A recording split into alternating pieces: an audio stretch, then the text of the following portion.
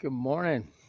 It's Thursday morning here in Cypress, Texas. So it rained like cats and dogs last night. And it's clear this morning. So I got up this morning and I read my scriptures. And something, it just popped out at me that the angels were talking to the Magi.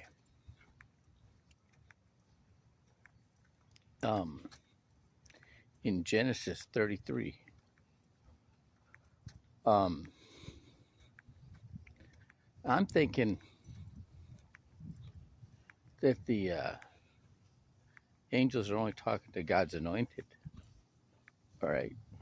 So that means that the Magi were anointed. What does that mean? What I figured out was God reveals himself to those who are truly seeking God. And so there's more people being visited by God and the angels than just the people in the Bible. But the people in the Bible wrote it down.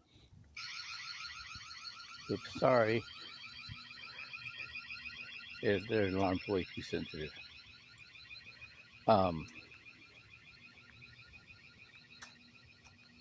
So this is occurring to me about the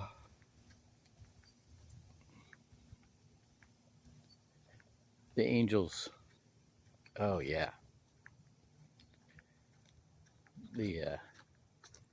So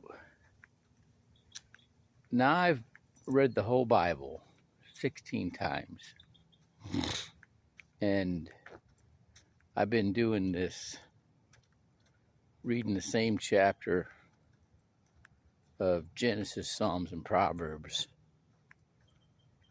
for every day for a month, and meditating on it for over 2.5 years now.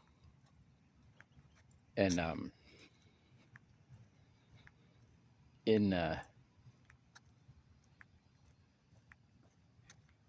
Genesis, so they were teaching in the mitzvah last night on right about where I'm at in Genesis, a little behind where I'm at, about Jacob and Esau, right? And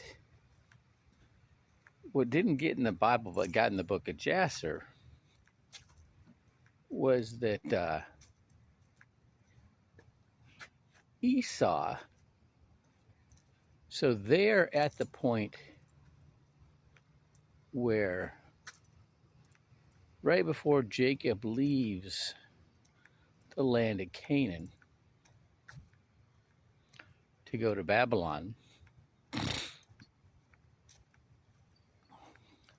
because he conned his brother out of his birthright over a bowl of lentil soup, and then his blessing with the help of his mother, putting wool on him, making him seem hairy like his dad, like his brother. And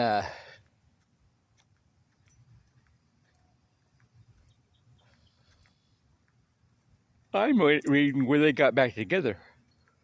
Okay, so what's missing in the interpretation is that it's not in our Bible. Esau was a hunter. and he liked to hunt. So he's out hunting, and he sees Nimrod. Not the first Nimrod. The first Nimrod was torn apart by a wild boar and died. Then his wife claims that she's pregnant by the spirit of Nimrod. And so there was a second Nimrod, the illegitimate child of his widow, but now who reigns. So Esau killed him, ran up behind him with a sword and cut his head off, and defeated his 2 bodyguards, and then his whole entourage of troops went after Esau. He's running for his life for days and comes in the house exhausted and famished, right, begging his brother Jacob for a bowl of the soup. And Jacob's like, I'll make you, but you got to give me your birthright. And he's like, yeah, sure. 2 things were going through his mind. Yeah, I'm exhausted. If I don't eat, I'm going to die. Right? If I die, what good is my birthright? But also he's thinking, I just killed the top guy. That's going to make me the top guy. He had this belief, a deep-seated belief, and it's, if you kill the king, you're the king, right? Well, Esau, after 20-some years, Jacob's absent, became a king of Edom. Okay?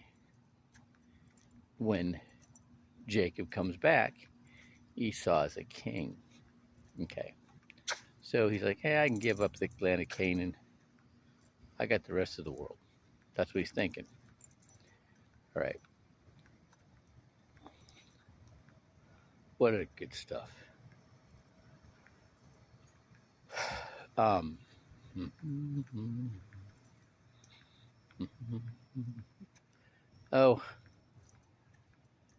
yeah,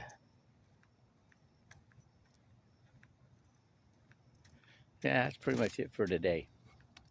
All right. Have a great Thursday.